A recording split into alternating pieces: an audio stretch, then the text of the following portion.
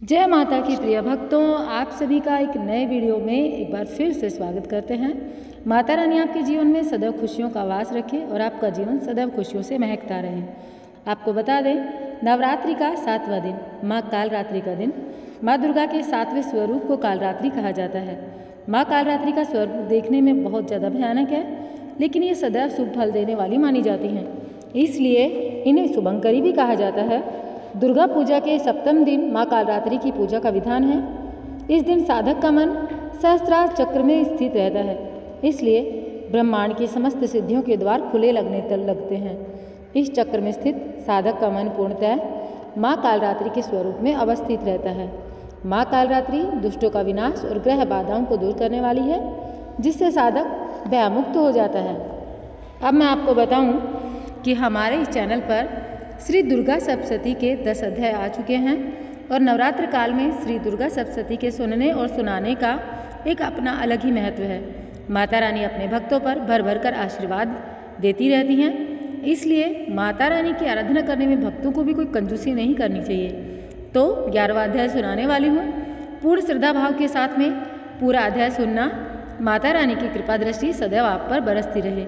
इसमें हम सुनेंगे देवताओं द्वारा देवी की स्तुति एवं देवी द्वारा देवताओं को वरदान।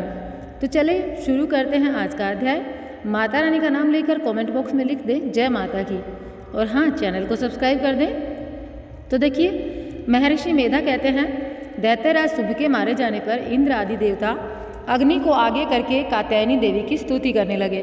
उस समय अभिष्ट की प्राप्ति के कारण उनके मुख खिले हुए थे। देवताओं ने कहा, हे शरणागतों के दुखों को दूर करने वाली देवी, आप प्रसन्न हो। हे संपूर्ण जगत की माता, आप प्रसन्न हो। हे विश्वेश्वरी, आप विश्व की रक्षा करो, क्योंकि आप इस चर और अचर जगत की ईश्वरी हो। हे देवी, आप संपूर्ण जगत के आधार रूप हो, क्योंकि आप पृथ्वी रूप में भी स्थित हो और अत्यंत पराक्रम वाली देवी हो। आप विष्णु की शक्ति हो और विश्व की बीज परम माया हो, और आपने ही इस संपूर्ण जगत को मोहित कर रखा है। आपके प्रसन्न होने पर ही इस पृथ्वी पर युक्तियाँ प्राप्त होती हैं। हे देवी, संपूर्ण विद्याएं आपके ही भिन्न भिन्न स्वरूप हैं। इस जगत में जितनी स्त्रियां हैं वह सब आपकी ही मूर्तियां हैं। एकमात्र आपने ही जगत को व्याप्त कर रखा है। आपकी स्तुति किस प्रकार हो सकती है, क्योंकि आप परम बुद्धि रूप हो और संपूर्ण प्राणी रूप स्वर्ग और मुक्ति देने वाली हो। अतः इसी रूप में आपकी स्तुति की गई है। आपकी स्तुति के लिए इससे बढ़कर और क्या युक्तियाँ हो सकती हैं। संपूर्ण जनों के हृदय में बुद्धि रूप होकर निवास करने वाली, स्वर्ग तथा मोक्ष प्रदान करने वाली नारायणी देवी, आपको नमस्कार है। कलाकाष्ठ आदि रूप से अवस्थाओं को परिवर्तन की ओर ले जाने वाली तथा प्राणियों का अंत करने वाली नारायणी, आपको नमस्कार है। हे नारायणी, संपूर्ण मंगल के मंगल रूप वाली, हे शिवे, हे संपूर्ण प्रयोजनों को सिद्ध करने वाली, हे शरणागत वत्सला, 3 नेत्रों वाली गौरी, आपको नमस्कार है। सृष्टि, स्थिति तथा संहार की शक्तिभूता सनातनी देवी, गुणों का आधार तथा सर्व सुखमयी नारायणी, आपको नमस्कार है। हे शरण में आए, हे शरणागतों, दीन दुखियों की रक्षा में तत्पर, संपूर्ण पीड़ाओं को हरने वाली, हे नारायणी, आपको नमस्कार है। हे नारायणी, आप ब्रह्माणी का रूप धारण करके हंसों से जुते हुए विमान पर बैठती हो तथा कुश से अभिमंत्रित जल छिड़कती रहती हो, आपको नमस्कार है। माहेश्वरी रूप में त्रिशूल, चंद्रमा और सर्पों को धारण करने वाली हो। हे महावृषभ वाहन वाली नारायणी, आपको बारंबार नमस्कार है। मोरों तथा कुक्कुटों से घिरी रहने वाली, महाशक्ति को धारण करने वाली, हे कौमारी रूपधारिणी निष्पाप नारायणी, आपको नमस्कार है। हे शंख, चक्र, गदा और शांग धनुष रूपी आयुधों को धारण करने वाली, वैष्णवी शक्ति रूपा नारायणी, आप हम पर प्रसन्न हो, आपको नमस्कार है। हे दांतों पर पृथ्वी धारण करने वाली वाराह रूपिणी कल्याणमयी नारायणी, आपको नमस्कार है। हे उग्र नरसिंह रूप से दैत्यों को मारने वाली, त्रिभुवन की रक्षा में संलग्न रहने वाली नारायणी, आपको नमस्कार है। हे मस्तक पर किरीट और हाथ में महावज्र धारण करने वाली, सहस्त्र नेत्रों के कारण उज्ज्वल वृत्तासुर के प्राण हरने वाली, आपको नमस्कार है। हे घोर रूप वाली, हे महाशब्द वाली, हे नारायणी, आपको नमस्कार है। दाढ़ों के कारण विकराल मुख वाली, मुंडमाला से विभूषित मुंडमर्दिनी चामुंडा रूपा नारायणी आपको नमस्कार है।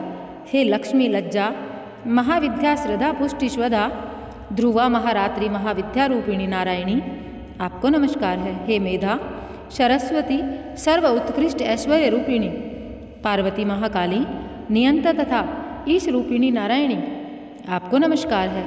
हे सर्वस्व रूप सर्वेश्वरी सर्वशक्ति युक्त देवी हमारी भय से रक्षा करो आपको नमस्कार है।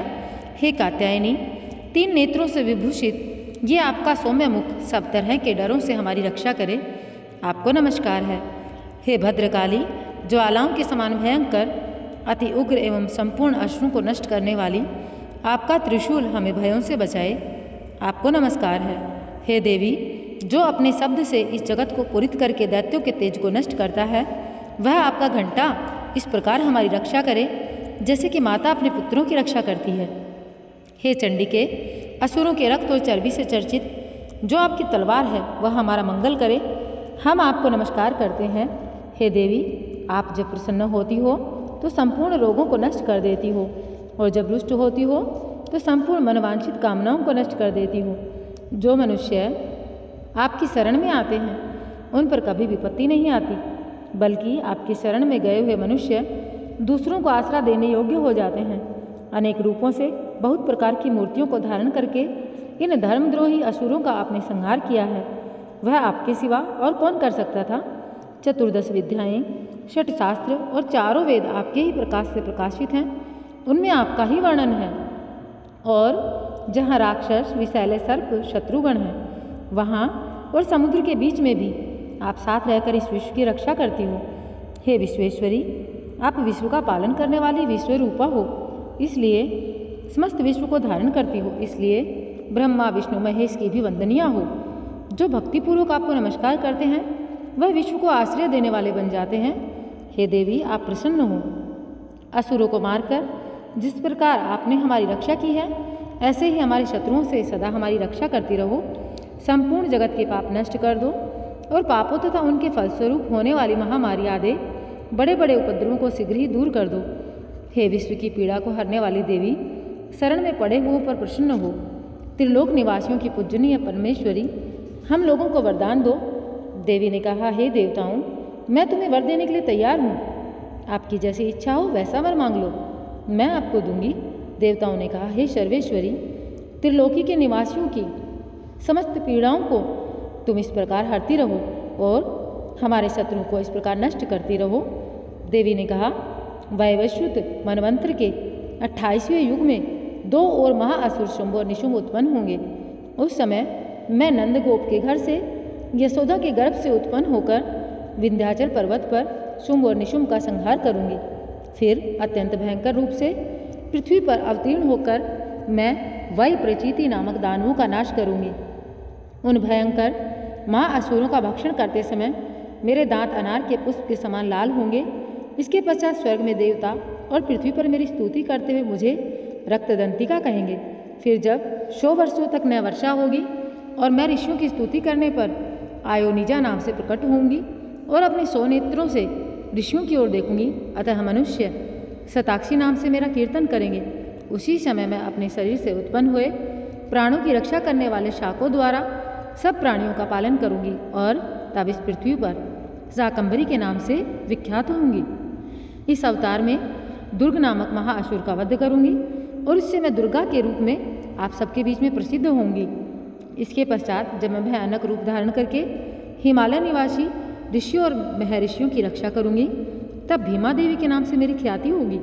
और फिर जब मैं अरुण नामक असुर तीनों लोगों को पीड़ित करेगा असंख्य भ्रमरों का रूप धारण कर कर मैं उस महादैत्य का वध करूंगी तब स्वर्ग में देवता और मृत्युलोक में मनुष्य मेरी स्तुति करते हुए मुझे भ्रामरी नाम से पुकारेंगे।